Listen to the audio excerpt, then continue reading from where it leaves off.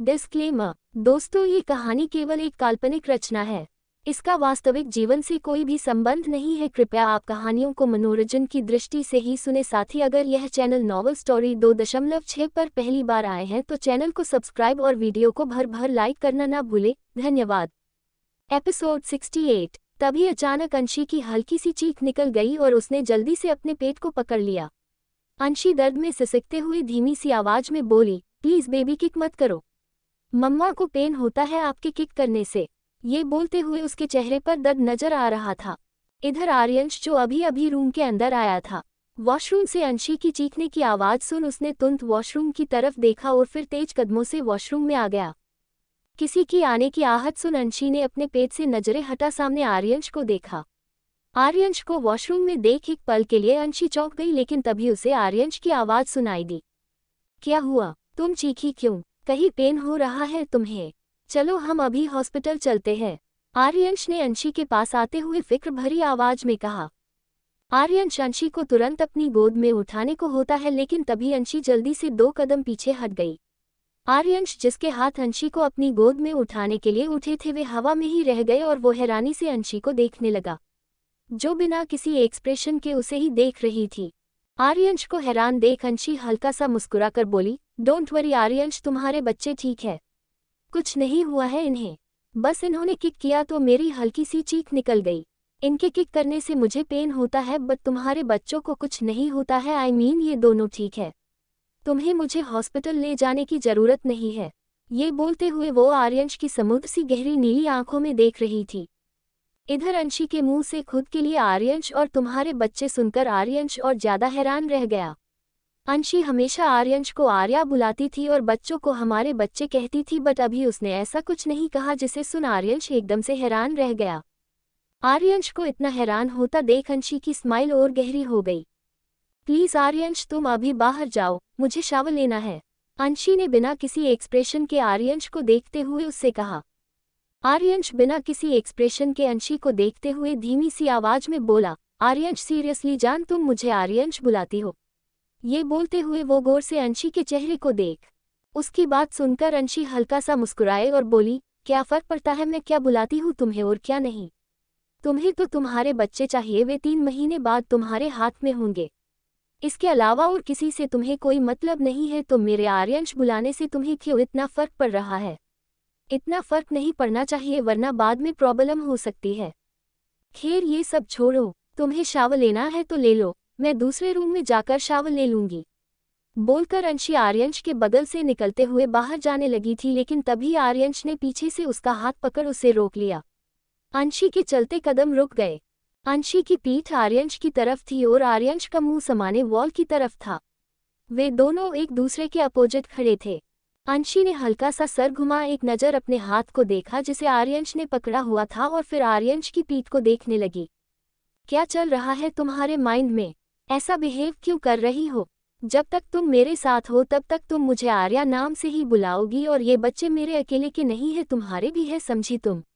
आर्यंश अंशी की तरफ पलटते हुए बोला। उसकी बात सुनकर अंशी के फेस पर दर्द भरी स्माइल आ गई।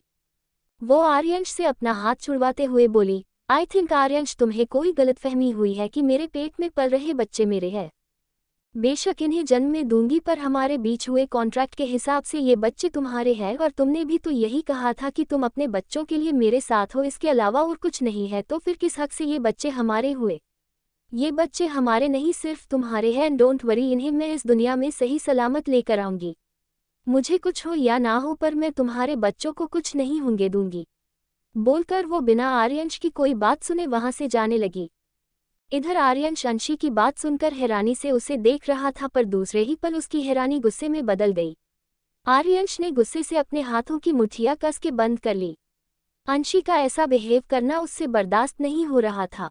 अंशी डोर ओपन करने को होती है, लेकिन तभी पीछे से आर्यंश ने डोर पर अपना हाथ रख डोर को वापस बंद कर दिया।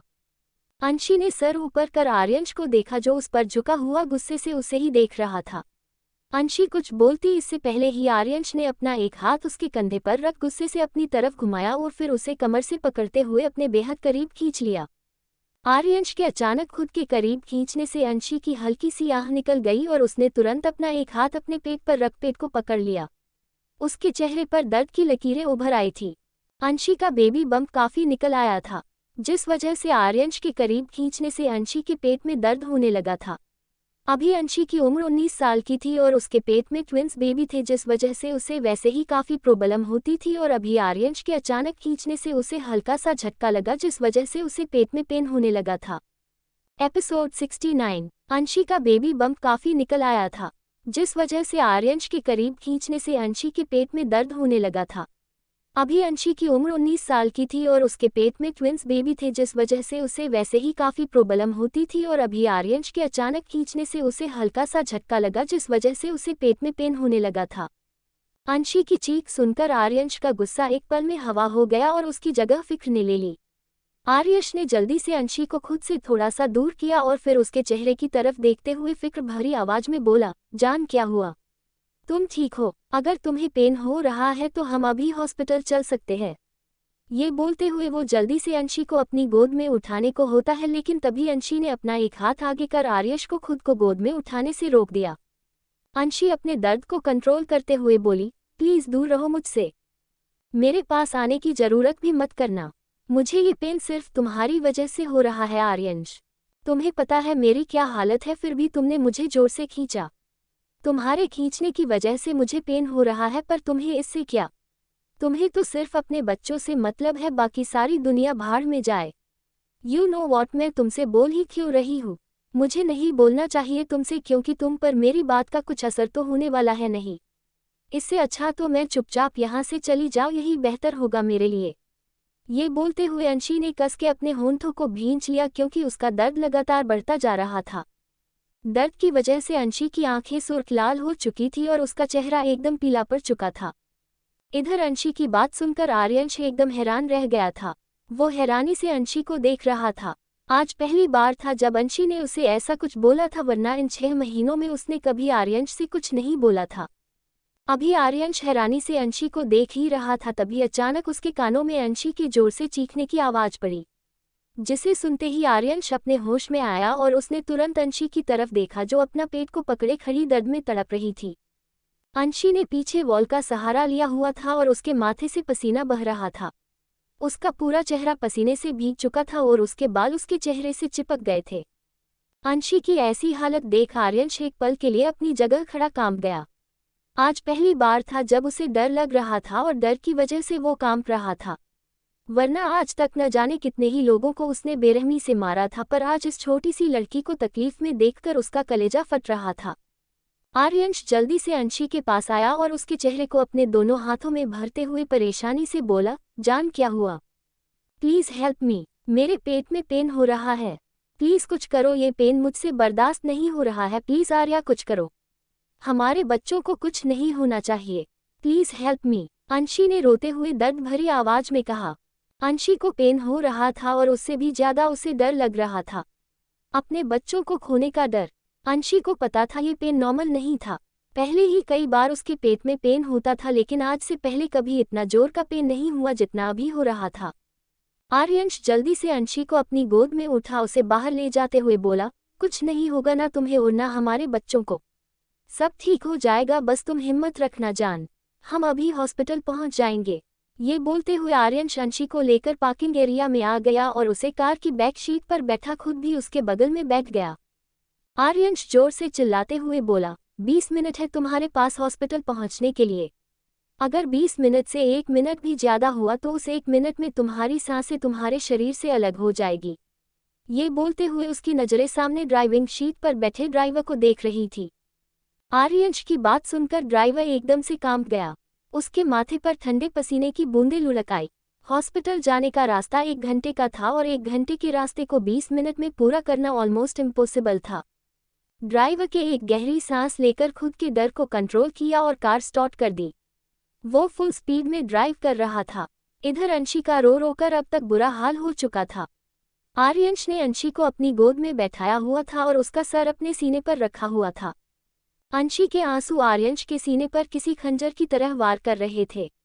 उसे अब तक लग रहा था कि उसे अंशी से अटैचमेंट सिर्फ इसलिए है क्योंकि वो उसके बच्चों की मां बनने वाली है, लेकिन अभी उसे अपने बच्चों की नहीं बल्कि अंशी की फिक्र हो रही थी। रो अंशी रही थी, लेकिन तकलीफ आर्यंश को हो रही थी। दर्द में अंशी थी और दर्द महसूस आर्यंश को हो रहा था। आर्यंश एक हाथ से अंशी के बालों को सहला रहा था और उसका दूसरा हाथ अंशी के पेट पर था। अंशी का अब तक रो रोकर बुरा हाल हो चुका था।